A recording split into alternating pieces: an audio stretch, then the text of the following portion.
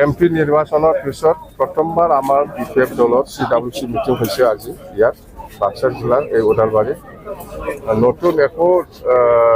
decision লোৱা নাই আমি প্ৰথম কথাটো হ'ল ইলেকশ্যনৰ কাৰণে যিবিলাক কমিটি আছিল আমাৰ ষ্টেণ্ডিং কমিটিৰ পৰা আৰম্ভ কৰি যিমান কমিটি আছে এইবিলাক আমি আজি ডিজলভ কৰি দিছে নতুন একটা ডিচিশ্যন হ'ল আমি যে নিৰ্বাচনৰ সময়ত বা নিৰ্বাচনত মিটিংবিলাকক সরকার হওয়ার পিছত আমি মাটির পাট্টা দিম বুলি যেটো আমি প্রচার করে আহিছিলো এই প্রচারটো আমি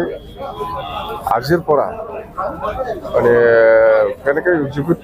এক্সিকিউট কৰিবই লাগিব আমি সৰকাৰটো আহিবই যেহেতু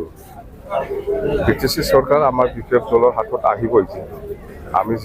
যিখিনি দেখিবলৈ পাইছে সেইকাৰণে এতিয়া আমি মাটিৰ পাট্টা দিয়াৰ যেটো কাম প্ৰসেস সাৰ্ভে বিপিএফ দলৰ পৰা আজিৰ পৰা আৰম্ভ হ'ব সাৰ্ভেটো যাতে গভৰ্ণমেণ্ট অহাৰ পিছত সোনকালে আমি দিব পাৰে এই কাৰণে আমি সাৰ্ভেটো বিপিএফ দলৰ পৰা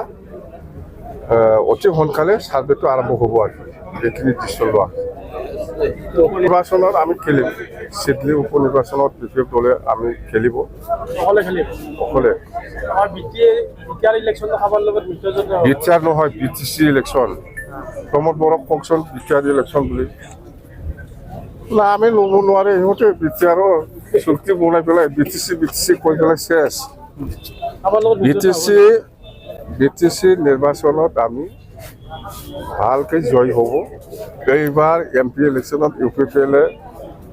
কেনেকৈ জিকিছে ইহঁতে নিজে আচৰিত বোমা ফুটাও দেখিছে আপোনালোকে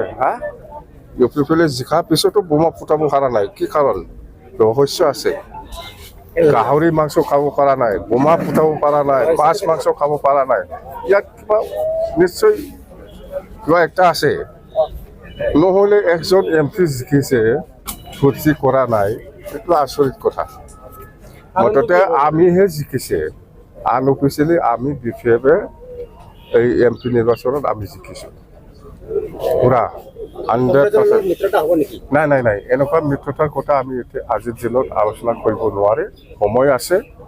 সময় আহিলে আমি কম কাৰ লগত কিবা হ'ব কাৰো লগত আলোচনা নাই মুঠতে আমি চৰকাৰ গঠন কৰিম চৰকাৰ গঠন কৰাৰ পিছত 1 নম্বৰ কামটো হ'ব মাটিৰ পাট্টা দিয়া আৰু মাটিৰ পাট্টাটো দিব কাৰণে যেটো প্ৰসেস কৰিব লাগে বা সাৰ্ভে কৰিব লাগে এইটো বিপিএফ দলে অহাকালিৰ পৰা আৰম্ভ কৰিব বিপিএফৰ প্ৰেসিডেন্ট বিজেপিৰ কথা মই কিয় কম কংগ্ৰেছৰ কথা মই কিয় কম